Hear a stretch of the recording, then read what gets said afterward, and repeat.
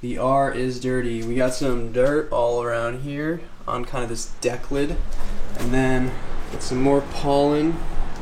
And you know, the wheels, I cleaned the wheels relatively recently. However, you know, those darn brakes, they produce so much brake dust. And as you can see, I mean, these were clean actually like a day ago. That's just 200 miles really, and they get so darn gross. So I might actually even do a tire clean as well, because these tires are looking absolutely disgusting. So what we're gonna do is we're gonna pull it out so we don't flood the garage like I typically do, and we'll give it a nice clean.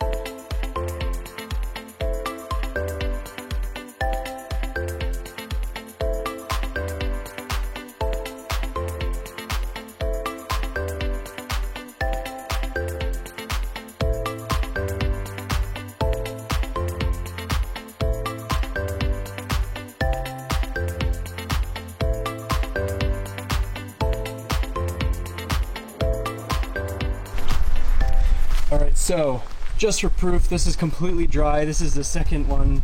I know you guys are thinking I'm probably using the same one. Well, I'm not. I have plenty of these. I have too many of these, and these ones are just the ones that clean the best. This is a lot softer. The other one that I'm using is just an older one, so that's why I use it on wheels. There's nothing wrong with it, and it's, you know, totally soft and, you know, supple, but this one is a lot more soft, and yeah, I use this one on my paint because I just trust it.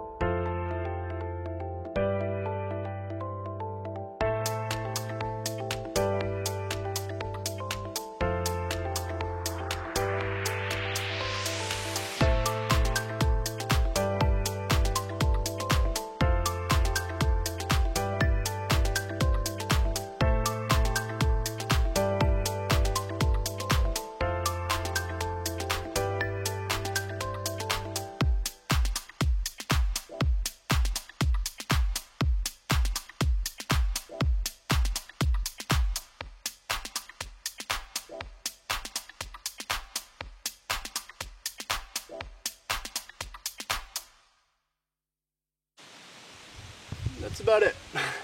No, but there's definitely other ways to go about it. You can definitely use different soaps, and definitely have a pre-coated car. Make sure your car is pre-coated.